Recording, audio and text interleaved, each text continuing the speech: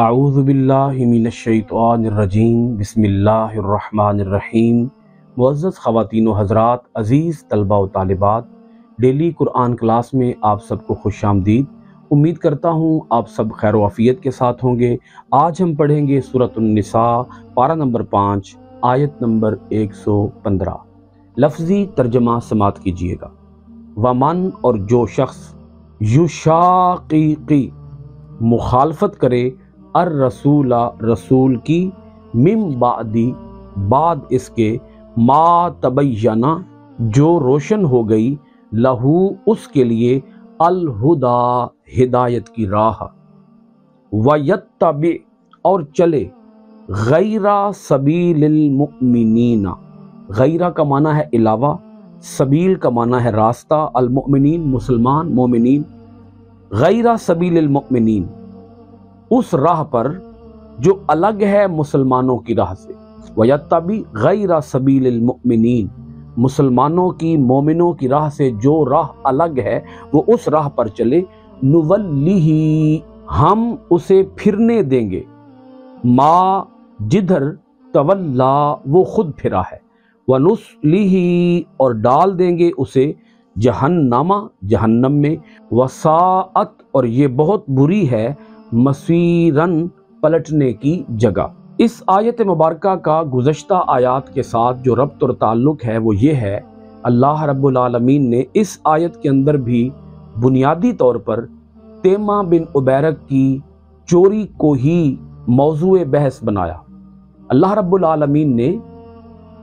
ایک بنیادی اصول واضح کر دیا۔ اس واقعہ کی روشنی میں اللہ پاک نے ایک بنیادی نقطہ، ایک بنیادی اصول اللہ پاک نے متعین فرما دیا۔ آیت مبارکہ کو سنیے گا، وَمَن يُشَاقِقِ الرَّسُولَ مِن بَعْدِ مَا تَبَيَّنَ لَهُ الْهُدَىٰ، اور جو شخص مخالفت کرے اللہ کے رسول کی اس کے بعد کہ روشن ہو گئی اس کے لیے ہدایت کی راہ۔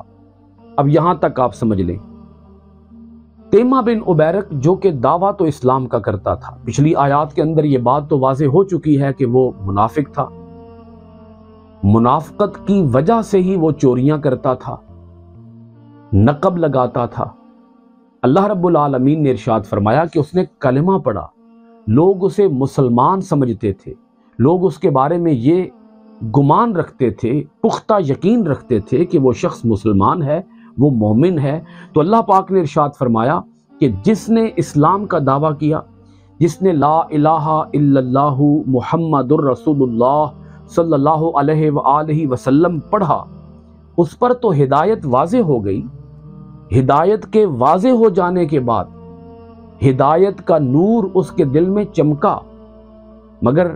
ہدایت کے واضح ہو جانے کے بعد اس نے پھر بھی رسول کی مخالفت کی، تو اللہ پاک ارشاد فرماتا ہے جو ہدایت کا نور واضح ہو جانے کے بعد، ہدایت کی راہ پر چلنے کے بعد، ہدایت کی راہ کی جانب سفر شروع کر دینے کے بعد جو پھر بھی رسول اللہ صلی اللہ علیہ وآلہ وسلم کی مخالفت کرے، اللہ پاک نے آگے ارشاد فرمایا وَيَتَّبِعْ غَيْرَ سَبِيلِ الْمُؤْمِنِينَ، اور چلے اس راہ پر جو راہ مسلمانوں کی راہ سے الگ ہے،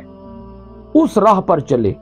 تو اللہ پاک ارشاد فرماتا ہے پھر ہم اسے سزا دیتے ہیں، پھر ہم اسے انجام سے دوچار کرتے ہیں، خوفناک، اذیت ناک اور انتہائی بھیانک انجام سے ہم اسے دوچار کرتے ہیں۔ وہ انجام کیا ہے؟ سنیے گا، نولیہ ما تولا، ہم پھرنے دیں گے اسے جدھر وہ خود پھرا ہے، یہ ہے اس کی سزا۔ اور پھر فرمایا وَنُصْلِهِ جہنم، اور ہم اسے جہنم میں ڈال دیں گے، وَسَاءَتْ مَصِيرًا، اور جہنم بڑی ہی بری جگہ ہے پلٹنے کی، لوٹنے کی، ٹھہرنے کی۔ اب اس آیت مبارکہ کے اندر ایک بات تو واضح ہو گئی کہ تیمہ بن عبیرق نے چوری کی اور اس طرح اللہ کے رسول کی مخالفت کی۔ چوری کرنا یہ رسول اللہ صلی اللہ علیہ وآلہ وسلم کے حکم کی مخالفت ہے، گناہ کبیرہ۔ اس کے علاوہ کوئی بھی گناہ ہے، مثلا ایک شخص جھوٹ بولتا ہے، ایک شخص رشوت خور ہے، ایک شخص اپنے ہمسایوں کو اذیت پہنچاتا ہے، ایک شخص قتل کرتا ہے، ایک شخص غیبت میں مبتلا ہوتا ہے، ایک شخص شراب نوشی زناکاری میں ملوث ہوتا ہے، دیگر جتنے بھی بڑے بڑے جرائم ہیں، ان جرائم کے اندر وہ شخص مبتلا ہوتا ہے، تو یہی تو اللہ کے رسول کی مخالفت ہے کہ ہے تو وہ مسلمان، دعویٰ تو اسلام کا کرتا ہے، مگر اس نے ایک تو اللہ کے رسول کے حکم کی مخالفت کی، رسول اللہ صلی اللہ علیہ وآلہ وسلم کا حکم توڑا، رسول پاک صلی اللہ علیہ وآلہ وسلم کے قلب مبارک کو اذیت پہنچائی، تکلیف پہنچائی، اور پھر آگے اللہ پاک ارشاد فرماتا ہے کہ اس نے وہ راستہ چنا ہے جو راستہ مومنوں کا نہیں ہے، چوریاں کرنا، جھوٹ بولنا، بدکاریوں میں ملوث ہونا، شرابیں پینا، غل غپاڑے کرنا، بے حیائی، فحاشی، عریانی، قتل و غارت گری، فتنہ و فساد کے اندر مبتلا ہونا، یہ راہ مومنوں کی راہ تو نہیں ہے۔ تو اس نے مومنوں کا راستہ چھوڑ کر اس نے اپنی کوئی الگ پارٹی بنا لی، اپنا کوئی الگ دھڑا بنا لی، مومنوں کے ساتھ تو وہ چل ہی نہیں رہا، نہ وہ رسول اللہ صلی اللہ علیہ وآلہ وسلم کے حکم کی اطاعت کر رہا ہے، اور نہ وہ مومنوں کا راستہ اپنا رہا ہے، مومنوں کا طریقہ اپنا رہا ہے، مومنوں کی راہ پہ چل رہا ہے۔ تو اللہ پاک ارشاد فرماتا ہے وہ خود پھرا، برائی کی طرف خود پھرا، وہ فسق و فجور کی طرف خود پھرا، اس نے گناہوں کا راستہ اپنے لیے خود چنا۔ تو جو اپنے لیے گناہ کا راستہ چن لیتا ہے، اللہ پاک فرماتا ہے وہ جدھر پھرتا ہے ہم پھر اسے ادھر ہی پھیر دیتے ہیں کہ جاؤ گمراہی کی طرف جاؤ، فسق و فجور کی طرف جاؤ، برائی کی طرف جاؤ، جہنم کا راستہ تو تم نے خود چنا۔ تو اللہ پاک ارشاد فرماتا ہے کہ ہم پھرنے دیں گے اسے جدھر وہ خود پھرا ہے۔ یہاں یہ اصول سمجھ لیں کہ جو اللہ کے رسول کی اطاعت کرتا ہے، جو مومنوں کا راستہ اختیار کرتا ہے، تو اللہ پاک پھر اسے ایمان کی راہ پہ چلا دیتا ہے، اللہ پاک پھر اس کے لیے نیکیوں کے دروازے کھول دیتا ہے، اللہ پاک پھر اس کے لیے ہدایت کے راستے پر چلنا آسان بنا دیتا ہے۔ مگر جس نے خود اپنے لیے اپنے ارادے سے، اپنے اختیار سے، اپنی مرضی سے، اس نے بائی چوائس اس نے چوز کیا برائی کو، فسق و فجور کو، شیطانی کاموں کو، تو اللہ پاک فرماتا ہے ہم اسے پھر پھرنے دیتے ہیں، ہم اس کی رسی کو ڈھیلا چھوڑ دیتے ہیں، ہم اس کو ڈھیل دیتے ہیں، اس کو مہلت دیتے ہیں، اس کو تاخیر دیتے ہیں، اور ہوگا کیا؟ بالآخر ہم اسے ڈال دیں گے جہنم میں، اور جہنم ٹھہرنے کی بڑی ہی بری جگہ ہے۔ اب یہاں یہ اصول آپ پہلے پلے باندھ لیں کہ جو شخص رسول پاک صلی اللہ علیہ وآلہ وسلم کو رسول نہیں مانتا، رسول اللہ صلی اللہ علیہ وآلہ وسلم کے حکم کی اطاعت نہیں کرتا، اس کا مطلب یہ ہے کہ وہ اب جائے گا شرک کی دلدل کے اندر، کیونکہ گناہوں کا راستہ جس نے چن لیا، جس نے اپنے اوپر ایک گناہ کا دروازہ کھول لیا، پھر دوسرے گناہ کا دروازہ بھی کھلے گا، پھر تیسرے گناہ کا دروازہ بھی کھلے گا، یوں گناہوں کے دروازے کھلتے چلے جائیں گے، وہ گناہوں میں گرتا چلا جائے گا، اور بالآخر وہ شرک کی وادی میں جا گرے گا۔ اللہ پاک نے اگلی آیت کے اندر اسی کا ذکر فرمایا، سنیے گا، سورۃ النساء آیت نمبر 115، ان اللہ، بے شک اللہ، لا یغفر، معاف نہیں کرتا، بخشتا نہیں ہے، ان کہ یشرکا، شریک ٹھہرایا جائے، بھی اس کے ساتھ، ویغفر، اور وہ بخش دیتا ہے، ما دون ذالک، اس کے سوا، لمن یشاء، جسے وہ چاہتا ہے، ومن یشرک، اور جو شریک ٹھہرائے، باللہ، اللہ کے ساتھ، فقد، پس یقیناً، ضل، وہ شخص گمراہ ہوا، ضلالا بعیدا، دور کی گمراہی میں۔ اس آیت کے اندر اللہ رب العالمین نے رسول کی مخالفت کرنے کا انجام بیان فرمایا کہ جس شخص نے رسول کی مخالفت کی پھر وہ جہنم میں جائے گا، اور اس کی وجہ کیا بنے گی کہ جو شخص رسول کے حکم سے انحراف کرتا ہے، پھر وہ کسی اور کا حکم مانتا ہے، اور جب وہ حکم کسی اور کا مانتا ہے، اس نے اپنی پارٹی، اپنا دھڑا، اپنا گروہ، اپنی جماعت بدل لی، اور جماعت یا دھڑا بدل کر وہ اب جس جماعت کے اندر شامل ہوا، مسلمانوں کی جماعت سے تو وہ نکل گیا، اب وہ جس جماعت کے اندر شامل ہوا، اس کا مطلب یہ ہے کہ وہ اس جماعت کا حکم مان رہا ہے، اس پارٹی کا، اس دھڑے کا وہ حکم مان رہا ہے، اور اللہ کے سوا کسی اور کے حکم کو ماننا اور اس کے حکم کی بلا چونو چرا اطاعت کرنا، یہی تو شرک ہے۔ اللہ پاک نے اسی شرک کی یہاں پر وضاحت ارشاد فرمائی کہ شرک کے کئی زاویے ہیں، شرک کے کئی پہلو ہیں، شرک کی کئی اقسام ہیں، شرک کی کئی کیفیات ہیں۔ وہ شرک کی اس کیفیت کے اندر مبتلا ہو گیا کہ اس نے اپنا حاکم کسی اور کو مان لیا، اللہ کے رسول کو تو وہ اپنا حاکم مان نہیں رہا، وہ چل رہا ہے گمراہی کے راستے پر۔ تو جب وہ گمراہی کے راستے پر چلے گا تو وہ کسی نہ کسی کو تو اپنا پیشوا، اپنا امام، اپنا لیڈر مانے گا نا، اور وہ اب لیڈر مان رہا ہے شیطان کو، ابلیس کو، وہ ابلیس کی پیروی کر رہا ہے۔ تو جو ابلیس کی پیروی کر رہا ہے اس کا مطلب یہ ہے کہ وہ شرک میں مبتلا ہو گیا۔ تو اللہ پاک نے یہاں پر کھول کر یہ بات واضح فرما دی کہ شرک ناقابل معافی جرم ہے، شرک کی کوئی معافی نہیں۔ ہاں اس صورت میں شرک کی معافی ہے کہ جب کوئی شخص مرنے سے پہلے شرک سے توبہ کر لے، لیکن اگر کسی کا خاتمہ شرک پر ہو گیا تو اللہ پاک نے زور دے کر یہ بات ارشاد فرمائی، ان اللہ لا یغفر ان یشرک بہ، بے شک اللہ تعالی معاف نہیں فرماتا، بخشش نہیں فرماتا کہ کوئی شخص اللہ کے ساتھ کسی کو شریک ٹھہرائے۔ اللہ پاک نے آگے ایک اور بات ارشاد فرمائی، وَيَغْفِرُ مَا دُونَ ذَلِكَ لِمَن يَشَاءُ، اللہ اس کے علاوہ جسے چاہتا ہے اسے معاف فرما دیتا ہے۔ یعنی شرک سے نچلے درجے کے جتنے بھی گناہ ہیں اللہ تعالیٰ جسے چاہے گا اسے معاف فرما دے گا۔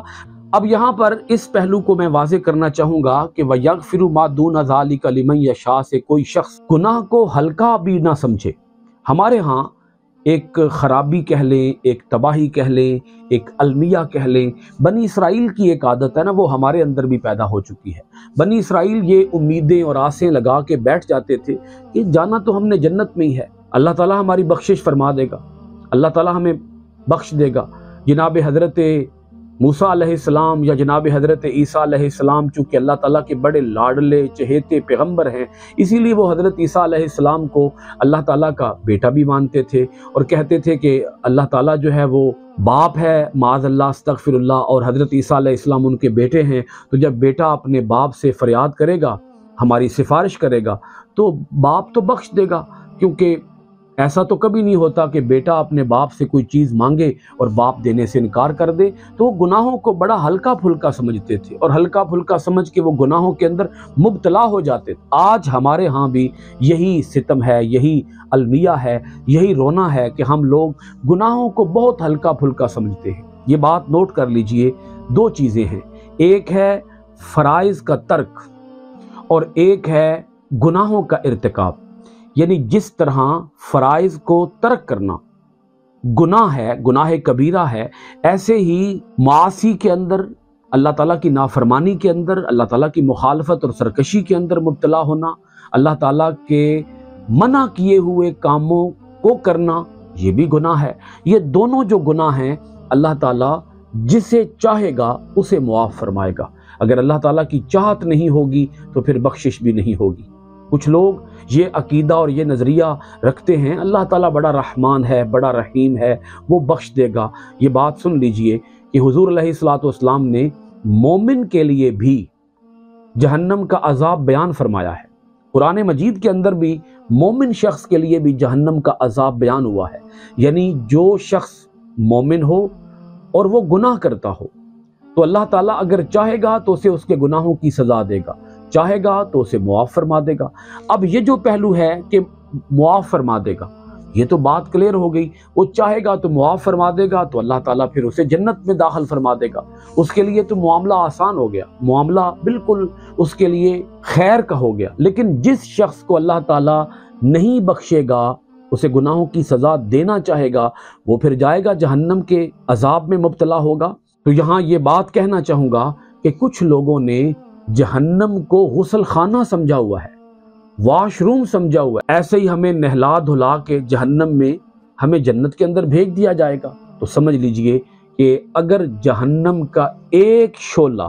اس شعلے کی ایک چنگاری اگر زمین کے اوپر آ جائے تو پوری کائنات بھسم ہو کے رہ جائے۔ جہنم کے اندر اتنے بھی گرم مقامات ہیں کہ جن سے خود جہنم پناہ مانگتی ہے۔ حضور علیہ الصلوۃ والسلام نے ارشاد فرمایا کہ جس شخص کو جہنم کا سب سے ہلکا عذاب ہوگا، اس کے پاؤں کے اندر آگ کے جوتے پہنائے جائیں گے اور ان آگ کے جوتوں سے اس کا دماغ ایسے کھولے گا جیسے ہنڈیا کے اندر پانی کھولتا ہے، یعنی اس کا دماغ ابلے گا، اس کا دماغ کھولے گا، اس کے دماغ کے اندر ابال پیدا ہوگا، تپش اس کی جو شدت ہے، آگ کی جو شدت ہے وہ اس کے دماغ تک اثر کر رہی ہوگی، اور وہ شخص سمجھے گا کہ یا باری تعالیٰ مجھے ایسے لگ رہا ہے کہ جیسے مجھے جہنم کا سب سے سخت ترین عذاب دیا جا رہا ہے، حالانکہ اسے جہنم کا